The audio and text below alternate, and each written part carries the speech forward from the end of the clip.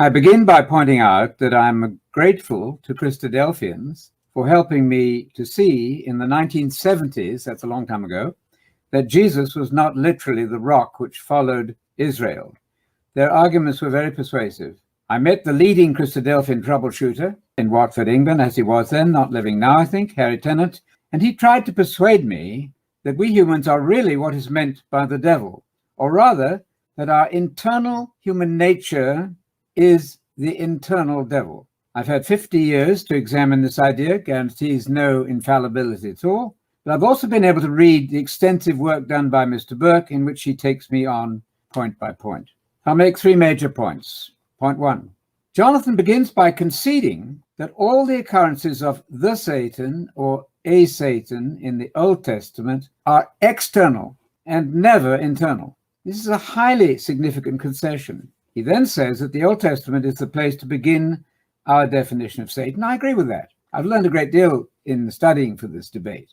But please note that Jonathan agrees that in the Old Testament, the Hebrew Bible, Satan never equals internal sin. So then, if the Old Testament will not support human nature as the right definition of Satan, how can that brand new idea appear out of the blue without explanation in the opening key passage of Matthew 4? That seems to me an extraordinary stretch. So my first question would be, how do you propose to reverse all that Old Testament evidence that you concede when you arrive at the key passage which opens the New Testament? It's clear beyond any possible doubt that the devil, or the Diabolos, and I'm using the modern Greek pronunciation, in Matthew 4, is introduced to us as the one, only one well-known Satan. That's what that article means. We grammarians know what the definite article means. You don't have to explain it.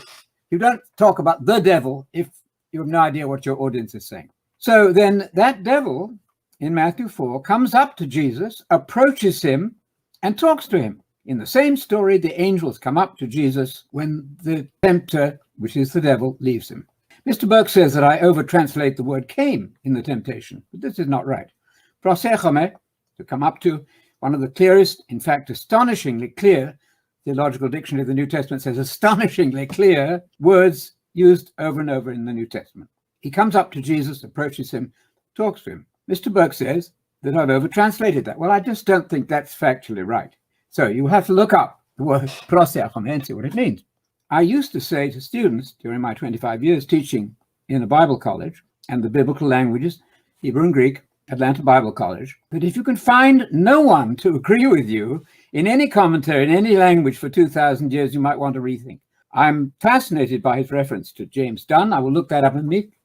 Point two, there are scores of easy passages in which we read that Jesus spoke to a person. There are easy ways of saying that one can speak to oneself inwardly. For instance, in Luke 12:19, you can say, soul, take your ease. Myself, I'm talking to myself. That's quite easy. I'll say to myself, it's quite possible. But in Matthew 4, words have no way of stating more clearly that the devil was not an inward tendency to sin found in all human beings, including Jesus. So the issue for me is simply this. Is Satan a who, a person, personal being, or not? I want to address this question by pointing to the following facts. Persons are addressed, spoken to in the Bible quite clearly using the vocative case. Satan is so addressed as a person, and the demons are addressed as persons too.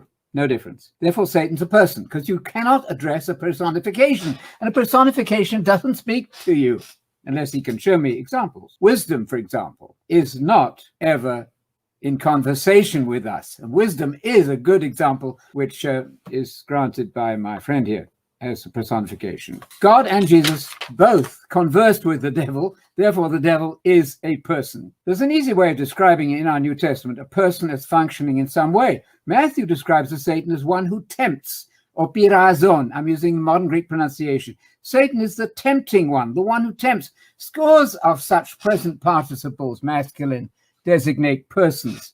Satan is the one accusing. Persons are called by name in Scripture. Jesus is the Son of God. The demons recognize that he's the Son of God. How do they manage that? The word spirits, used absolutely by itself, almost exclusively means angels or demons. So these are proofs that Satan's a person. Simply the grammatical facts, the language facts in front of us. I can add that in the parable of the sower, you have the parallel between the devil or Diabolos, Satanas, Satan, And the third one is oponeros, the masculine person, evil one. There you've got it. A wonderful conglomeration of three self-interpreting phrases. So Mr. Burke tries to establish a case for saying that Jews spoke of the evil inclination in man. But where's that in the Bible? I noticed a lot of quotation outside the Bible, by the way, in his opening statement. We have to deal with that. And the devil is not equated with the evil inclination. New International Dictionary of New Testament Theology, edited by Colin Brown. Point 3, finally. I have to disagree with Mr. Burke absolutely when he attempts to tell us that Matthew, Mark, and Luke are written only for uninstructed Christians. Who said? You imagine that, sir. That cannot be right. Matthew, Mark, and Luke are the central information about the teaching of Jesus, which is the essence of Christianity. So then, once we accept that the word the Satan or the devil never on any occasion means internal tendency to sin, it must become easily clear that the Satan or Satan is the personal name of a personal evil being, the devil.